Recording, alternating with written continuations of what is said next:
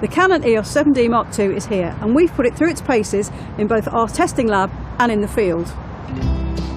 Let's take a look at the camera, which sits at the top of Canon's APS-C format SLR range. The sensor inside the 7D Mark II has 20.2 million effective pixels, just like the Canon 70D, but I'm told it's a new device and that the micro lenses have been redesigned for better light transmission. Canon has also given the camera two Digic 6 processing engines, and this enables a maximum continuous shooting speed of 10 frames per second. With a UDMA 7 card, like this Lexar 1066 compact flash card installs, this rate can be maintained for up to 31 RAW files or 1030 JPEGs. The sensor and processing engine combination also allows a native sensitivity range of ISO 100 to 16,000. That's the highest native setting of any Canon SLR. Plus there are expansion settings going up to ISO 51200. Now let's turn to the autofocusing system. Good news for sport and action photographers is that this new camera has a 65-point autofocus system, and all of the points are cross-type. The central point is a dual cross-type at f2.8 and is sensitive down to f8, which is useful if you want to use a teleconverter with a telephoto lens. Like the Canon 1DX and 5D Mark III, there are 6 customisable shooting scenarios for use in continuous AF mode. These tailor the autofocus system to suit the subject by controlling how quickly it responds to things like changes in subject distance, objects entering the frame, and subject acceleration or deceleration. These options are useful provided that you have a clear understanding of how the subject moves, as well as the shooting conditions. Some may find a little more explanation than the camera gives helpful. You can also select one of 7 AF point selection mode options. The AF point expansion and zone modes are especially useful in continuous autofocus mode and when shooting moving subjects. I found the AF system very fast and accurate even in low light. And with the right AF point selection mode set, it does a great job of keeping up with moving subjects and tracking them around the frame. The dual pixel AF system that operates in live view and video mode also works well, and videographers will appreciate the ability to adjust the speed of focus for slower, more cinematic shifts in focus. Canon has given the 7D Mark II a more advanced metering system than its flagship 1DX, and there's a new 150,000 pixel RGB and infrared sensor, which is divided into 252 zones.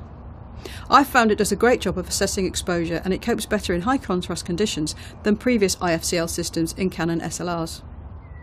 Other specification highlights include a built-in intervalometer, GPS technology, a compass, and a RAW file compatible HDR mode.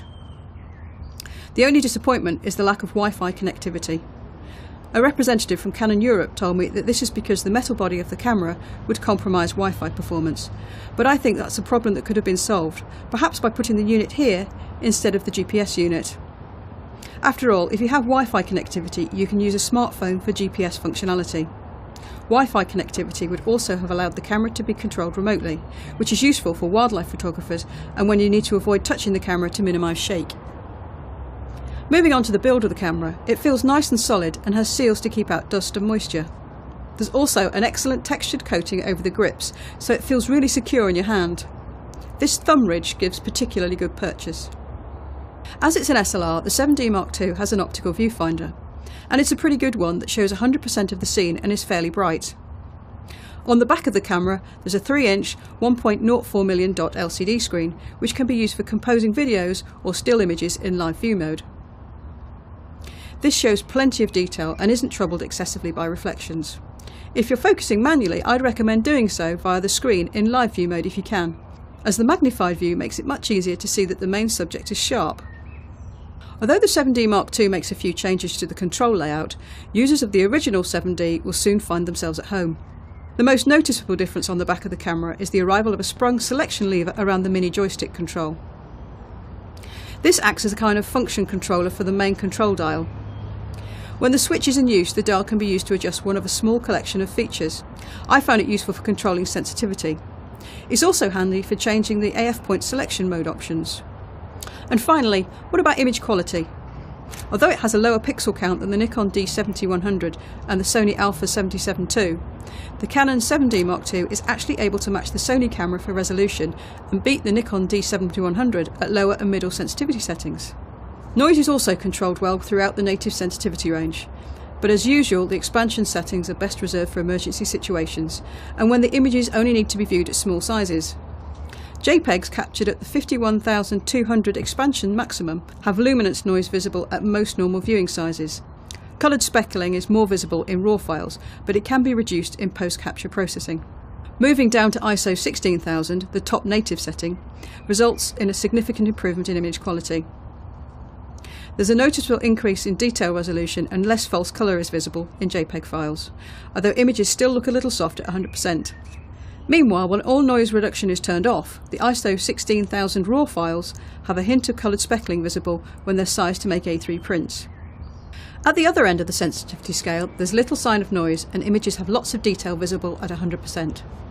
The standard picture style on the 7D Mark II is a good general purpose setting that produces JPEGs with very pleasant colours, but the landscape option gives colours a bit more punch without going over the top and making blues or greens look artificial. Similarly, the automatic white balance setting also works well in a range of natural lighting conditions, retaining much of the warmth of sunlight and the coolness of heavy shade without overdoing things. I'm really impressed with the 7D Mark II. I think it's Canon's best APS-C format SLR to date, and it's capable of producing superb images. For more information, take a look at my full review on techradar.com.